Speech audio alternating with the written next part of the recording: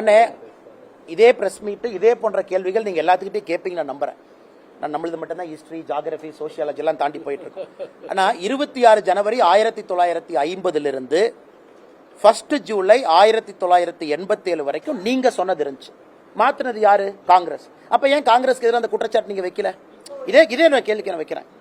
26 ஜனவரி 1952 1 ஜூலை 1987 by virtue of birth எல்லாரும் இந்தியாவுடைய குடிமகன். 87 மாற்றம் வந்துச்சு. 87 இருந்து 2003 வரைக்கும் இரண்டாவது மாற்றம், 2003 இருந்து மூன்றாவது மாற்றம். நீங்க காங்கிரஸ் கேட்கலாமே, அன்னைக்கு ஆட்சியில் இருந்தவங்கள ஏன்னா நீங்க மாத்தினீங்க? நீங்க மாத்திருக்கூடாது. 1950 இருந்து ஒரே சட்டம், யார் வேணாலும் இந்தியாவுக்குள்ள வரலாம், யார் வேணாலும் இந்தியாவில் குடியுரிமை எடுத்துக்கலாம். அண்ணா, இது அமெரிக்காவில் நீங்க கேட்க முடியுமானே? அல்லது இதே யூரோப்பிய நாடுகளை கேட்க முடியுமானே? இல்லை. நம்முடைய நாடு, இல்ல கேளுங்க, நியாயமான கேள்விதான். நம்முடைய நாடு, நாம் சட்டத்திட்டங்களை வழிவகுக்கிறோம். 142 கோடி பேர் இங்க இருக்கும். 200 கோடி ஆக்கணும் நீங்க நினைச்சாலும் சந்தோஷம் தாங்க. 142 கோடி பேர் இருக்கும். அப்பப்ப இந்த நாடு அந்தந்த காலகட்டத்திற்கு தேவையான முடிவை எடுத்திருக்கின்றார்கள். நான் இன்னைக்கு காங்கிரஸ் கிரிட்டிசைஸ் பண்ணலீங்க. 1987 ஏதோ ஒரு காரணத்திற்காக ஒரு முடிவை மாத்தினாங்க. 2003 நாம் ஆட்சியில் இருந்த பொழுது ஒரு காரணத்திற்காக 2003 அது மாறுச்சு. 2005 காங்கிரஸ் மறுபடியும் சிட்டிசன்ஷிப் அமெண்ட்மெண்ட் ஆக்ட் மறுபடியும் மாற்றம்.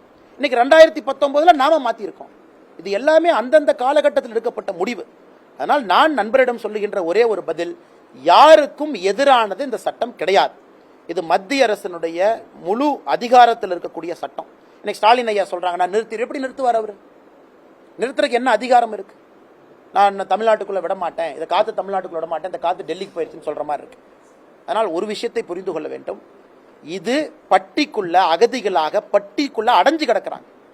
2014 வரை வந்தவர்கள். ஏன்னா ஒரு பக்கம் அவங்களையும் மனுஷங்களா பாருங்கண்ணே, அவங்க கொண்டாடுறாங்கண்ணே.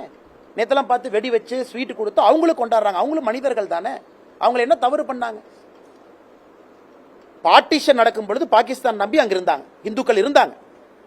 அதன் பிறகு பாகிஸ்தான் தான் சொன்ன கருத்தை அங்கே நடைமுறைப்படுத்தவில்லை. அதன் பிறகு அவங்க வர்றாங்க. அவங்களை எப்படி நீங்க தடுப்பீங்கன்னா?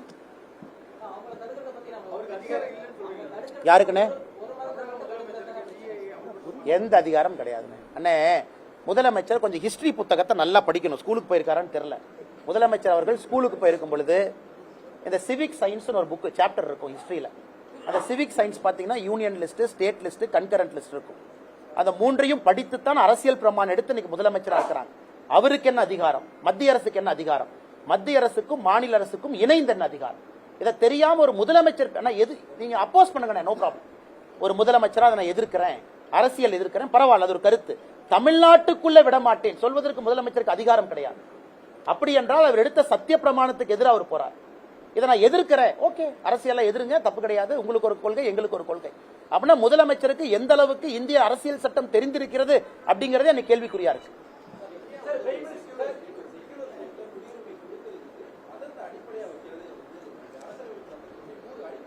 அண்ணே, மதத்தை அடிப்படையா வைக்கலையே. நாம் என்ன சொல்றோம்னா 2014 டிசம்பர் 31 முன்பு யார் வந்திருக்கின்றார்களோ, குறிப்பாக இந்த 3 நாடு அப்படிதான் சொல்லியிருக்கோம். இது ஓபன் எண்டட் சிட்டிசன்ஷிப் இல்லைங்கண்ணா. நீங்க 2014 டிசம்பர் 31 வந்திருக்கும். நீங்க 2019 வந்தீங்களா, செல்லாது. அப்படின்னா நீங்க 14 வருஷம் இருக்கணும், 11 ஆண்டுகள் காத்திருக்கணும் உங்களுக்கு அந்த சிட்டிசன்ஷிப். இது ஒன் டைம் சிங்கிள் பாஸ், ஒரே ஒரு முறை இதுவரை வந்தவர்களுக்காக கொடுக்கப்படக்கூடிய சிறப்பு சலுகை. இது 2014 டிசம்பர் 31 தான் கணக்கு. நம்முடைய குடியுரிமை சட்டத்திட்டத்தில் மதத்தை வைத்து எங்கேயுமே இல்லை. இன்னைக்கும் இல்லை, நாளைக்கு இருக்க போறது கிடையாது.